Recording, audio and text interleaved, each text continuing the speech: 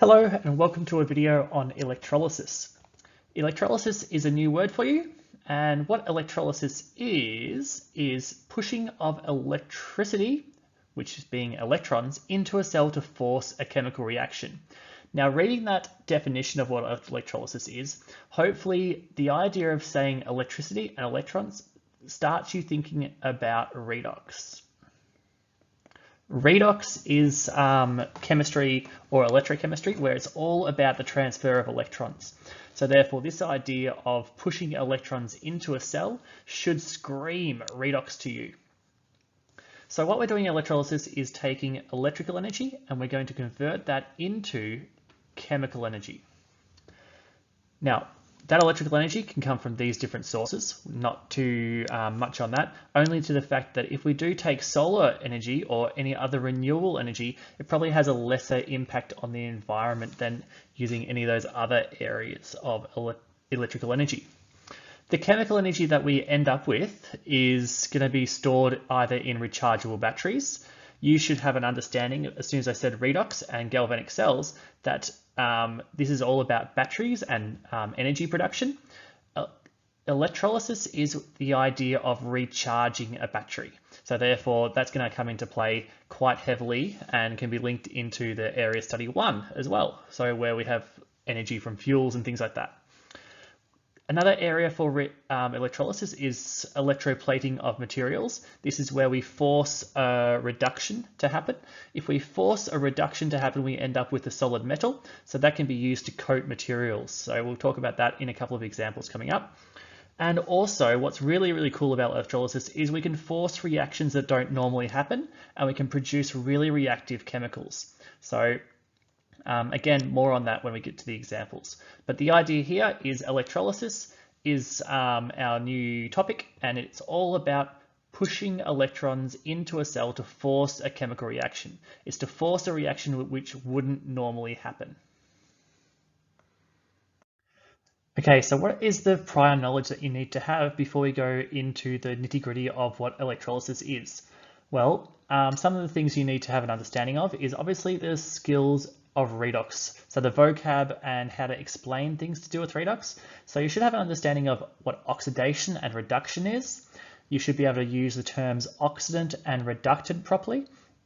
You should be able to use oxidation numbers and balance redox reactions to understand if you are having oxidation and reduction. And you should know the acronym really well of oil rig. You should also, next up is really fundamental, is know what galvanic cells are all about. As I mentioned before, galvanic cells are basically the production of electricity through a chemical reaction. What we're doing is going the opposite way. So instead of producing electricity, what we're going to use is electricity and produce chemicals. And that's the idea of recharging of batteries. So having a fundamental understanding of galvanic cells in terms of producing electricity is going to be really helpful in understanding how we can actually recharge them. And some of the galvanic cells fundamentals is written down below as well. So we'll talk about that shortly. We should also know about the electrochemical series and how we can utilize the electrochemical series, a bit about how it's created as well. So the idea that spontaneous reactions happen when we have a strong oxidant. So that's something up here. So a strong oxidant would be something up here, and that will react with something down here. And that's going to be spontaneous. What's going to happen is if we have this reaction happening, it's going to be something that will produce electrons because it's going to happen naturally and that. What we're doing is we're using electricity from now on, and we're going to actually make the non-spontaneous reactions happen. So first of all, you should know that strong oxidants react with strong reductants, and that's how we have understood if something will actually happen spontaneously. The fundamentals of galvanic cells. Again, this is where I've reiterated how to use the electrochemical series. The strongest oxidant, which is up here, the idea that these guys are our strong oxidants up this side, they react with our strong reductants. And if we get a downhill slope, we may know a spontaneous reaction will occur. With a galvanic cell, you know the terms cathode and anode and electron flow and things like that. So you should know that reduction always occurs at the cathode. The cathode is the site of reduction. Electrons are gained at the cathode because oil rig, reduction means gain of electrons. Electrons are gained at the cathode all the time because at the cathode is reduction. And you should have an understanding that the positive ions will flow towards the cathode. That's because if we're getting electrons happening there, the positive ions will actually balance out the charge of those electrons being gained.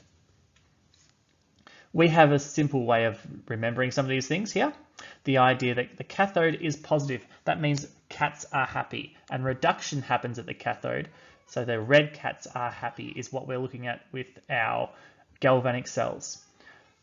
Reactions in galvanic cells are spontaneous. You can roll a ball down a hill and that's going to spontaneously happen. So therefore, this idea of reactions being spontaneous in galvanic cells is important.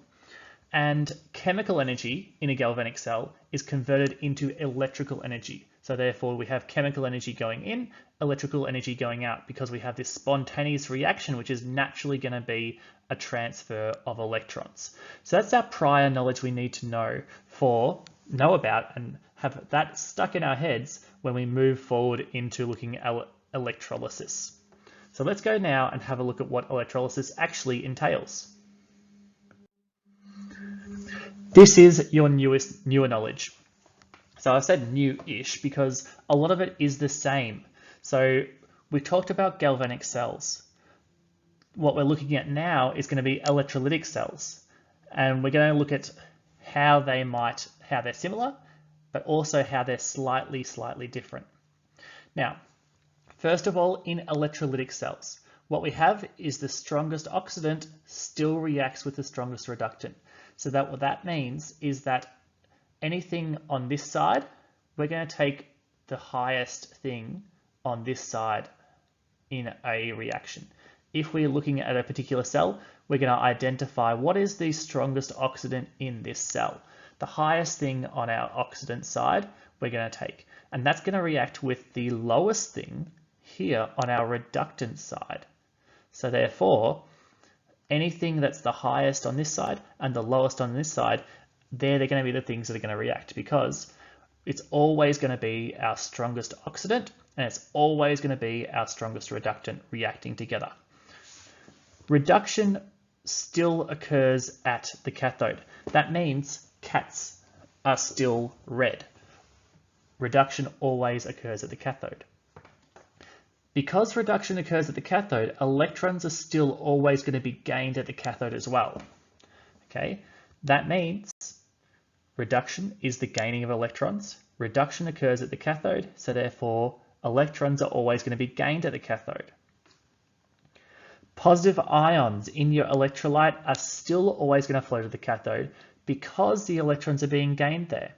Because electrons, which are negative, are going towards the cathode, the positive ions are there to balance out that charge at the cathode. So therefore the positive ions are still always going to flow towards the cathode.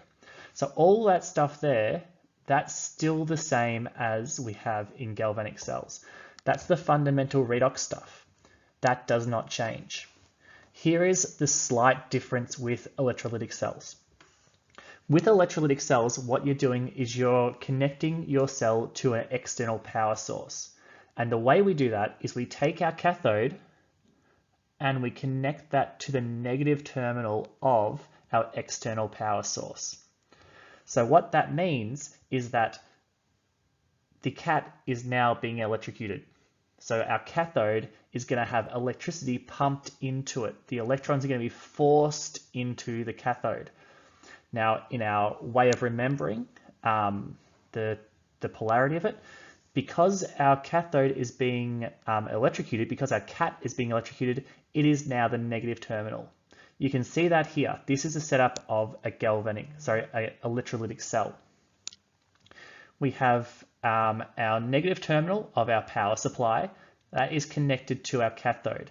In electrolytic cells, the cathode has a negative polarity. Okay, so that is the fundamental difference between galvanic cells and electrolytic cells. The cathode is negative. Everything else is still the same. With electrolytic cells, because we're forcing a reaction to happen, we don't need to have a diagonal down reaction. So remember, if it's spontaneous, it's going to be going this way. All right, this is a terribly drawn arrow, but normally with galvanic cells, we have a diagonally down reaction happening, okay, because it has to be spontaneous. With electrolytic cells, we don't need the reaction to be downhill. We can go uphill. For example, our magnesium 2 positive ion can actually react with our chloride negative ion. And we can force this reaction to go forward and that reaction to go backwards, and so on and so forth. So the idea that reactions don't have to be spontaneous, we can end up with an uphill reaction. I've already talked about the next one, which is electrical energy is converted to chemical energy, and that's a fundamental idea of electrolytic cells as well. The last little point there is going to make more sense when I go into the examples that we're going to talk about. Water can often play a large role in these reactions, and as I said, more on that when we get to it. But the key thing here is a lot of the fundamentals of redox stay the same. Reduction occurs at the cathode, electrons are gained at the cathode, positive ions form towards the cathode. The only main difference is the fact that our cathode here is now negative because we are connecting it to our negative terminal of our power supply. Hopefully that makes sense, and we'll do some examples to hopefully reiterate some of these ideas. Okay, so let's look at a particular example and understand how electrolysis will work with this setup that we've got here. Here is our example. Predict the products of the electrolysis of a copper 2 sulfate solution, that being CuSO4 aqueous, using inert electrodes. So this is our diagram here.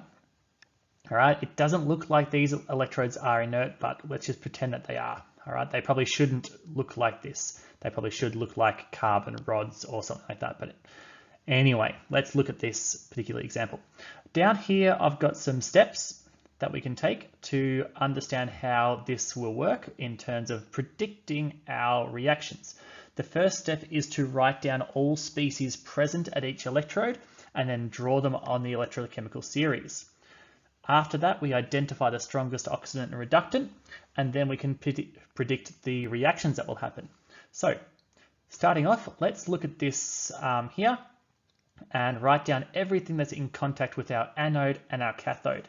It's pretty clear that we've got copper sulfate here, and as it's written there, it's a nice blue solution. So therefore, we've got a copper 2 ion and a sulfate ion. But what's interesting, as I said about electrolysis just before, is that water often plays a part in this reaction. So therefore, I'm going to write down my water as well. So here's all the things that we have at our cathode and our anode. I've got copper 2 ions here. I've got sulfate ions from this, and I've got water because it's an aqueous solution. Because it's a solution, I need to put water in there because it might play a part in my reaction. Now, once I've written down everything in contact with this, okay, I can see both of these electrodes are dipping into the same solution. So I've got both of these things at the cathode and the anode.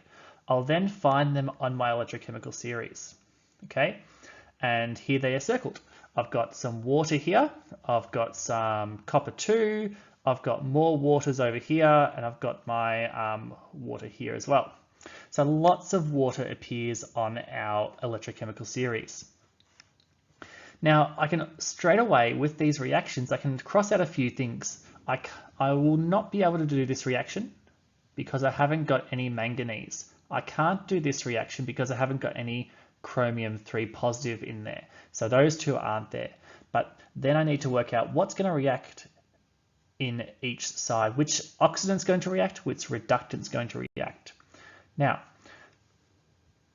we should know that this side of my electrochemical series, this side all along here, these are my oxidants, so they get reduced at the cathode.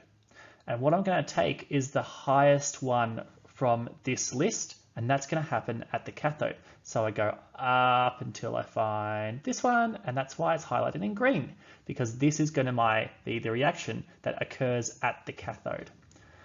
My anode are from this list because they're my reductants, and I'm going to go down until I find the strongest reductant. It's not going to be that dude, it's going to be this guy. This water is going to be my reductant that gets oxidized at the anode. So all I do is I copy out these two reactions, and hopefully it will come up. There it is. At the cathode, I have my copper 2 positive ion, and that's going to be reduced to copper solid.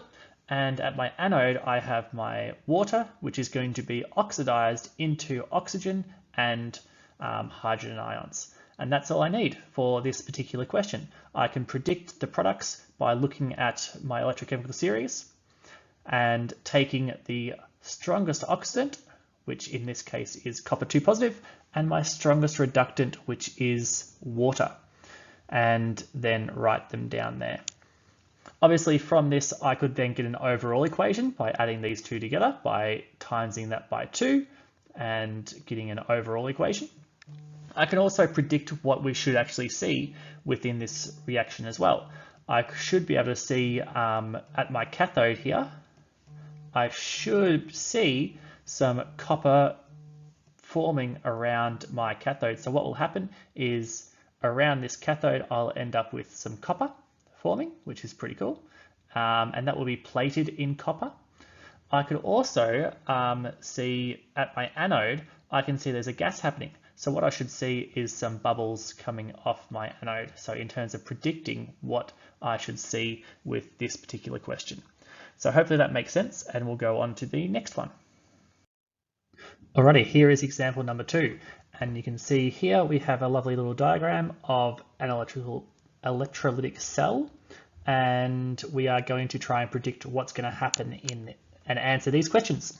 So first of all, let's look at our cell here. And this cell has a power source connected to an electrode, which is negative. And we are trying to electrolyze, if that's the word we use, conduct electrolysis on some molten lead to bromide. Obviously, we've got heat coming in here to try and keep this molten, and we're using carbon electrodes in this case as well. We've got a light bulb here, probably just to prove the fact that the cell is running. There's no other reason to have a light bulb there. It's a bit of a random inclusion in a cell. But anyway, let's have a look at it. First of all, we need to identify the cathode and the anode in this cell. So how are we going to identify the cathode and the anode? Well, we go through the process of looking at our cell and what gives this away. Here we have polarities. We've got a negative and a positive. Now, in electrolysis, we are electrocuting our cat, so therefore our negative here will be the cathode. So we can first of all say that our negative here is the cathode because in electrolysis, the negative electrode is our cathode. It's because this is being joined up to our negative electrode over here. That's it, really. The next part is to use the electrochemical series to provided here, use this guy here, to determine the products of electrolysis. Now we're going to follow the same rules as last time. We're going to first of all write down everything that is at our cathode and everything that is our anode, highlight these on our electrochemical series, and then work out what the reaction is going to be. So we've got molten lead to bromide. That suggests that we have at our cathode, we have lead 2 ions and bromide ions, and at our anode we also have lead 2 ions and bromide ions as well. So once we know that that's what we have, we go and look at our areas. So remember this side for cathode and this side for anode, and this is what we end up with. We end up with our lead here. That's the tallest thing on our cathode. So that's the highest thing on our cathode. And our anode, the lowest, is going to be our bromide ion. So they're the two things that are going to react. At our cathode, our lead 2 positive is going to be reduced and form a lead solid. and our bromide is going to be oxidized and form bromine. So here's our reactions. That's what's going to happen. So our products are going to be lead solid. If I make that yellow, you might be able to see it better. Our solid lead is going to be one product, and our bromine liquid is going to be our other product. And that's all we have to do. All we have to do is identify what is our strongest oxidant and what is our strongest reductant. Remember, because this is electrolysis, we are allowing an uphill slope because we are forcing this reaction to happen. It's not spontaneous, but because we're pushing electrons in, we're forcing this reaction to occur. We're basically shoving those electrons onto our lead and making it happen. Now, our last part of our question is this, which is why would it be important to prevent these products from coming into contact with each other? All right, let's have a look at why that is. Let's look at our products first of all. Our products here are bromine, which is this guy over here, and our other products is lead solid. Now, if you go back to your general knowledge of electrolysis, you'll see that this here is a downhill slope. What that means is that these products would actually react spontaneously. So if these were not kept separate, they would come in contact with each other and they would simply spontaneously react, and that's not a good thing because we don't want that to happen.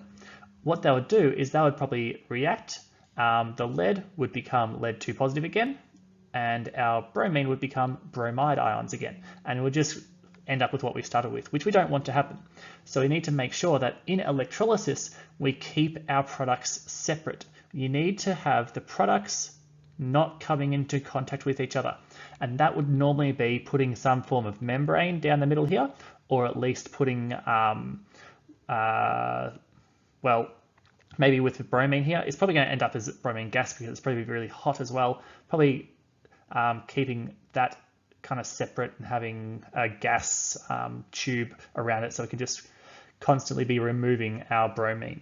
So that's the idea of this question. And this is highlighting to the fact that your products of electrolysis, they are actually normally going to react with each other. So we want to make sure they kept separate. And that's a really important part of electrolysis. Next question. Okay, so here is our third and final example of electrolysis. This piece of electrolysis is about a recharging phase of a secondary cell. We can see down here is our beautiful diagram of our particular secondary cell. You should remember from Area Study 1 that a secondary cell is one that can both be discharged and recharged. So in the discharging phase, the cell will be producing electricity, and in the recharging phase, it will be using electricity.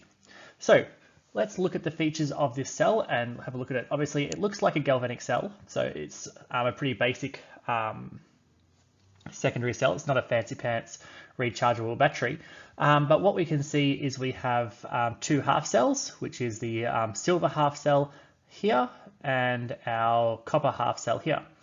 You can see that these half cells have been connected to a power source. So rather than having a light bulb or a voltmeter here, they are connected to a power source. So obviously this power source is pumping electricity into the cell and forcing a particular reaction to happen. First thing to note is what is the cathode and the anode. Our power source here has our negative terminal here. So therefore that will be connected to our negative cathode over this side. So therefore our copper half cell will be our cathode. And our positive terminal, which is in electrolysis, is our anode. So now we know that this is our cathode and this is our anode. We can first of all write down what we have at the cathode and anode, and then we can see what types of reactions will happen here. So let's have a look. Cathode is there, as I said, yep. And let's go next. Oops. Cathode. All right, so cathode, over here, we have what our cathode contains. Our cathode contains our copper positive ion. I probably should say copper 2 positive actually, because it's a 2 positive ion.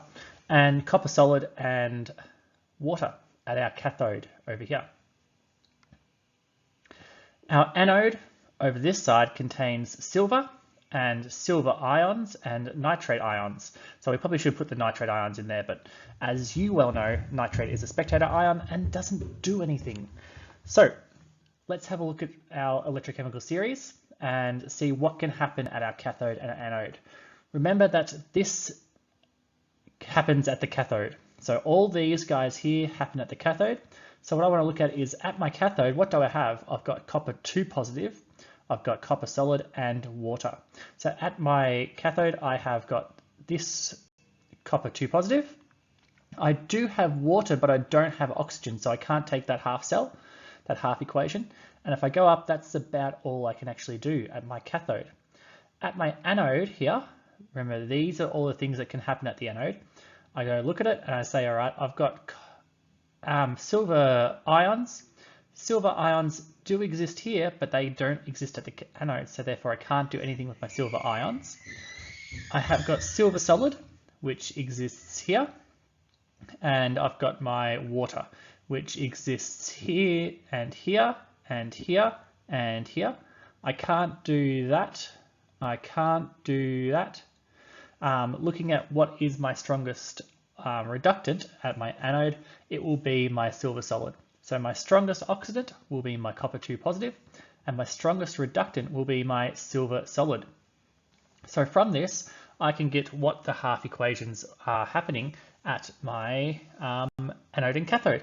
So my cathode will be my copper being reduced into copper solid, and my anode will be my silver being oxidized into silver ions.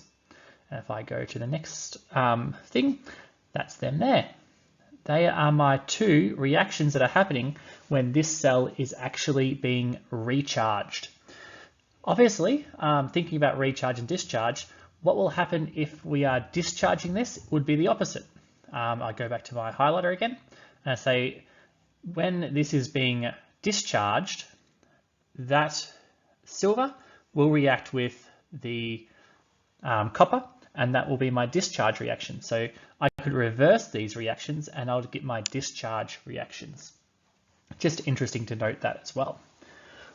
Next part of the question is, what is the minimum voltage required to recharge this cell? Well, what we should have an understanding of from the first area of study when we did galvanic cells is that the recharge voltage is equal to or greater than the discharge voltage. So what I do is I look at my E0 values for my silver and my E0 value for my copper. I look at the difference between those two values, and that is the voltage that would come out of my cell. So therefore, the minimum voltage required is equal to that. So in order to recharge this cell, I need to provide at least that many volts, because that is how much voltage is basically pushing from the cell. So you need to push against that voltage and push it the other way. So that's the idea behind how much voltage is required to recharge the cell. Hopefully that makes sense with that example. Again, you're looking at what is at the cathode, what is at the anode, and then from your electrochemical series, identifying the strongest oxidant. So obviously the highest one in this column here, and then the strongest reductant, which is the lowest in this column here. And that's what you're doing every single time you do one of these questions, when you're predicting products and predicting reactants and so on and so forth of your electrolytic cells. Let's have a look at a summary now. Here is a summary of what we have just covered with electrolysis. And I was basically going to read it from start to finish. So, starting here. Electrolysis involves the use of electricity to drive a non-spontaneous redox reaction, converting electrical energy into chemical energy. What that means is that we have got electrons going in and forcing this uphill, generally speaking, uphill reaction to take place. We are forcing the redox reactions to occur, and it's going to generally drive an uphill type of reaction. Looking at the next one. Reduction occurs at the cathode and is connected to the negative terminal of a power supply. This is a very important part of electrolytic cells. The idea that reduction occurs at the cathode is nothing new to you, but in electrolytic cells, this is known as the negative terminal. The products of electrolysis can spontaneously react and must be kept separate. And in a lot of cases, the products of electrolytic cells are actually very volatile compounds. So therefore, they'll probably react really explosively. So it's really important when you're looking at electrolysis, you need to keep the products separate because they will spontaneously react and form your reactants again. And that's not a good thing if you're trying to produce things. It's not a good thing if you, well, in general, because you don't want to be dangerous about what you're doing. Next up over here, electrolysis can be used to electroplate or coat metals. This is similar to what we looked at in our second example, where we coated something with copper. The idea here is that we can use electrolysis to force a reduction reaction, and that reduction reaction will happen at the cathode.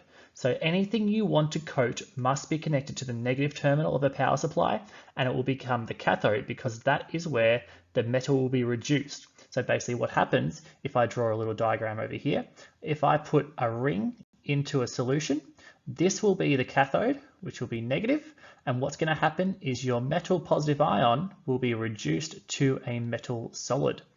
All right, and that metal solid would coat this ring and become nice and shiny for us. So that's the idea of electrolysis to electroplate and coat metals. Electrolysis can be used to recharge batteries. When recharging batteries, the discharge reactions are reversed. So what you're doing is you're pumping electrons in the opposite direction. The positive electrode of the battery is connected to the positive terminal of the power supply, turning the cathode into the anode. So what was the positive electrode of a battery, which would have been the cathode because it's a galvanic cell, the positive electrode of the battery is connected to the positive terminal of the power supply. What that does is it renames the electrode from the cathode to the anode. Now this is kind of hard to simplify, but what I suggest you look at doing is just have this here in your head so you can kind of, when it comes time to answer a question, you can simply go back to your memory bank and say, right, in a rechargeable battery, the positive electrode of the battery is connected to the positive terminal of the power supply, turning the cathode, which was positive, into the anode, which is now positive. All right, so positive goes to positive. Depending on whether it's recharging or discharging tells you whether it's a cathode or the anode. Haven't really covered this, but it goes standard with our other types of cells we've looked at. Reaction predictions using the electrochemical series require standard laboratory conditions. All right, so that means is that our electrochemical series is designed and can be utilized as what's going to happen if we have standard laboratory conditions. If you move away from these conditions, and you're most likely to move away from the concentration condition, you're going to perhaps have a different type of reaction occur. If you have a more concentrated solution, the species in that solution are more likely to react than water will. If you have a less concentrated species, so if you have it way less than 1 molar, what could happen is water might take over the reaction as opposed to the things that you have in your solution. So that's just a notable thing there. If you see that you have a reaction occurring that is not predicted from the electrochemical series, chances are it's not at standard laboratory conditions. And if you have a super duper concentrated solution, but you predict water should react, chances are it might not. Likewise, if you have something really low in concentration, it might not react because the water would take over, because it is probably however concentrated it might be. So hopefully that makes sense in terms of the reaction predictions using electrochemical series. So that's a nice summary of electrolysis, and hopefully that makes sense to you. I'm going to do a completely different video because this one's gone for way too long, based around the calculations involving electrolysis. This one was all about using the electrochemical series and predicting reactions and some of the interesting things about using electrolysis and some of the examples of using electrolysis.